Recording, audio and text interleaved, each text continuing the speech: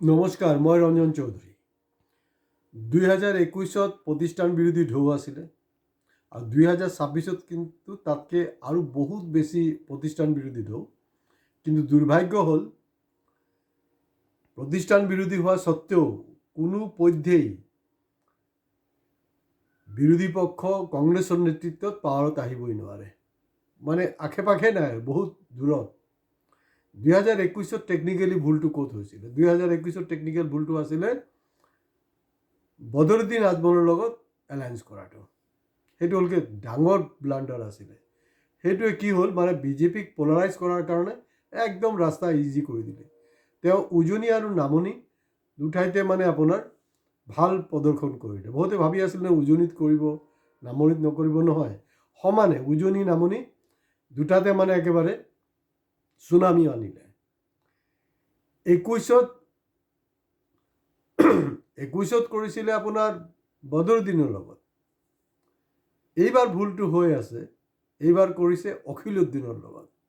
আৰু মই কেইবাটা এপিছ'ডত কৈছোঁ যে অখিলউদ্দিনৰ লগত যদি আপুনি এলায়েন্স কৰে মানে বাবাজী কা ঠুল্লু, কোনো বচাব নোৱাৰে। না ৰাহুল গান্ধী, না প্ৰিয়ংকা, কোনো বচাব নোৱাৰে। এইকাৰণে মাজে মাজে কিছুমানে মোক সুধি থাকে যে ছাৰ, এই গৌৰৱ গগৈৰ মূৰত কি গোবৰ আছে নেকি? মই বাবা তেনেকৈ ক'ব নাপায় আৰু, হ'ব পাৰে। একচুৱেলি গোবৰটো যোৱা 12 বছৰ বিজেপিয়ে বেলেগৰ মূৰত ভৰাবলৈ চেষ্টা কৰি আছে অহৰহ, কিন্তু দেখা গ'ল যে তেওঁৰ মূৰতে গোবৰ সোমাই আছে আৰু বস্তুটো প্ৰমাণ হ'বলৈ গৈ আছে। তেওঁলোক কৈছে, কংগ্ৰেছে কৈছিলে যে আমি 100টা ছিটত কণ্টেষ্ট কৰিম। হৈ গ'ল, চিম্পুল কথা যে 100টা ছিটত কণ্টেষ্ট কৰোঁ, এলায়েন্স নকৰিলেই হ'ল, লেঠা চেছ। 126টাত কণ্টেষ্ট কৰিব লাগিব, তেনেকৈ কোনো কথা নাই নহয়। দ্বিতীয় কথাটো হ'ল, অপজিশ্যন এলায়েন্সৰ কেইবাটা পাৰ্টি আছে।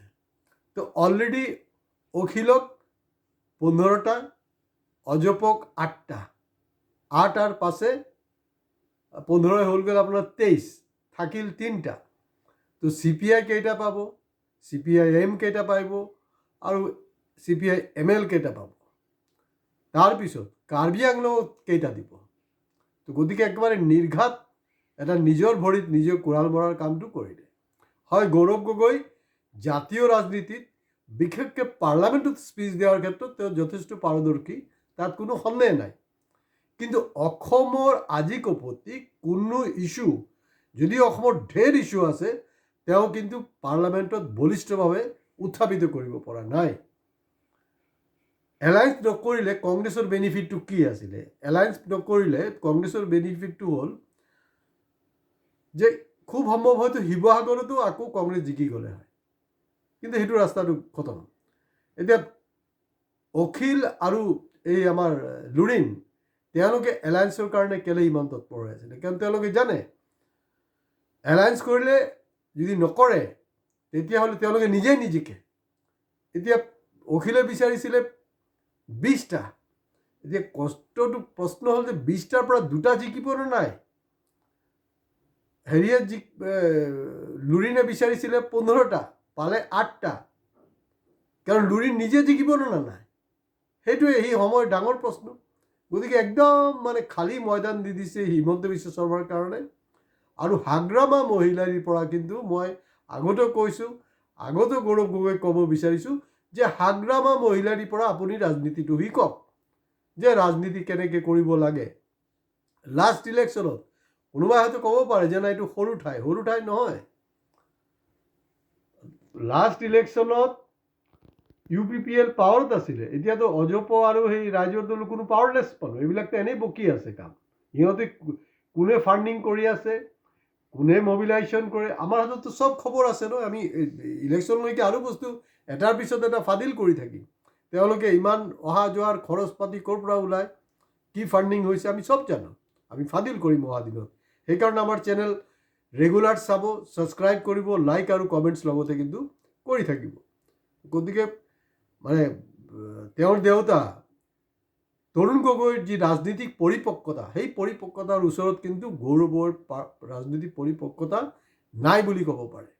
গৌৰৱ গগৈ 2024 জিকাৰ পিছত তেওঁ পাহৰিছে যে তেওঁৰ পাৰ্লামেণ্ট সমষ্টিত বিজেপি আৰু এজেপিৰ সমৰ্থকেও তেখেতক ভোট দিছিলে। কিন্তু গৌৰৱ জিকাৰ পিছত দেখা গৈছে ফিল্ড ৰিপৰ্ট যোনটো আছে তেওঁৰ মানে কি গৰ্বটো বাঢ়ি গ'ল, গৰ্ব বাঢ়ি গ'ল। গতিকে সেই যেতিয়াই গৰ্বটো বাঢ়িব তেতিয়াই মানে সৰ্বনাশ হোৱাৰ পূৰা সম্ভাৱনা, আৰু এইটো লাষ্ট কামটো কৰি দিলে। গতিকে 26ৰ ইলেকশ্যন ৰিজাল্টলৈকে মিলাই চাব যে মই আজি যিখিনি কথা কৈ আছোঁ এইখিনি হয় নে নহয়। কাৰণ অখিল আৰু লুৰিণ, বিশেষকৈ অখিলে টোটাল ব্লেকমেইলিঙৰ ৰাজনীতি কৰি এই এলায়েন্সটো কৰিছে। তো গতিকে ইয়াৰ ফল ভুগিব লাগিব। তৰুণ গগৈ ডাঙৰীয়া কোৱা নাছিলে জানো হু ইজ বজৰুদ্দিন, তেনেকৈ মানে গৌৰৱৰো সেই দমটো থাকিব লাগিব। হু ইজ অখিল, কাৰো লগত এলায়েন্স নকৰোঁ, আমি অকলে যুঁজিম। BDC ইলেকশ্যনত কি হৈছিলে, অকলে যুঁজিলে, অকলে চবত দিলে, আৰু এইবাৰ বিধানসভাটো কিন্তু তেওঁলোকে কেটাগৰিকেলি কৈছে যে আমি অকলে যুঁজিম। আৰু অকলে যুঁজাৰ যে হেৰিটো এইটো থাকিব লাগে, কাৰণ ৰাইজে আপোনাক ভোট দিব কেলে। কাৰণ এলায়েন্স নকৰা হ'লে কি আছিল অৱস্থাটো, মানে আপোনালোকৰ জিকাৰ সম্ভাৱনাটো কম, মানে পাৱাৰত অহাৰ সম্ভাৱনাটো কম আছিলে। কিন্তু তৎসত্ত্বেও আপোনালোক যোৱা 2021তকৈ বহুত বেছি ভাল ৰিজাল্ট দিব পাৰিলে হয়। কিন্তু এতিয়া অখিলে কি কৰিব, অখিলে আপোনালোকক এলায়েন্স নহ'লে ডেমেজ কৰিব লগা আছিলে, আপোনালোকে ভয়তে কৰিলে ব্লেকমেইলিং। এতিয়া এলায়েন্স কৰাৰ পিছতো কিন্তু লেং মৰা, ব্লেকমেইলিং কৰা, যি কৰিবলৈ আছে চব কৰিব। কাৰণ অখিল কেতিয়াও নিবিচাৰে যে কংগ্ৰেছৰ কেতিয়াবা অগ্ৰগতি হওক। কাৰণ অখিল, মই আগৰ পৰা কৈ আছোঁ, তেওঁ 2012ৰ পৰা বিজেপিৰ কাৰণে কাম কৰি আছে, আৰু সেইটো বিভিন্ন জেগাত ওলাইছেই। আৰু তেওঁ শিৱসাগৰত খামুচি মাৰি বহি আছে কেলে। তেওঁ যদি সঁচাকৈ হিমন্ত বিশ্ব শৰ্মাক গালি পাৰে, মই তাক এৰি নিদিওঁ, বিধানসভাত দেখিছেনে মই কেনেকৈ বকিছোঁ, আৰু তাৰ যদি দম আছে জালুকবাৰীত গৈ তাক সৰক না, তেতিয়াই গম পোৱা যাব। গতিকে অখিলৰ কোনো এলায়েন্সৰ দৰকাৰ নাছিলে, তেওঁ চিম্পলি ধুবুৰী, গোৱালপাৰা সেইবিলাক অঞ্চলত ক'ৰবাত গৈ কণ্টেষ্ট কৰিলে হয়তো নৰ্মেলি জিকি গ'লে হয়। গতিকে গৌৰৱে এই ৰাজনীতিটো বুজি পোৱা নাই, বুজি নাপায়। তেওঁৰ সেইকাৰণে হয়তো কিছু চৰ্চা হৈছে যে গৌৰৱৰ মূৰত গোবৰ আছে নেকি। এইটো ৰিজাল্টে প্ৰমাণ হ'ব।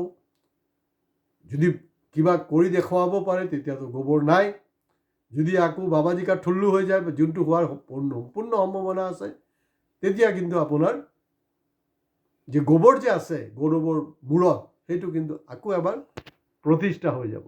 তো গৌৰৱে আৰু বহুত ৰাজনীতি শিকিবলৈ আছে। কিছুমানে কৈছে তেওঁ নেকি লম্বা ৰেচৰ ঘোঁৰা। লম্বা ৰেচৰ ঘোঁৰা কিন্তু তৰুণ গগৈ আছিলে। মানুহটো বুঢ়া হৈ গ'ল, তাৰপিছত তেওঁক অসমত দায়িত্ব দিলে, 3বাৰকৈ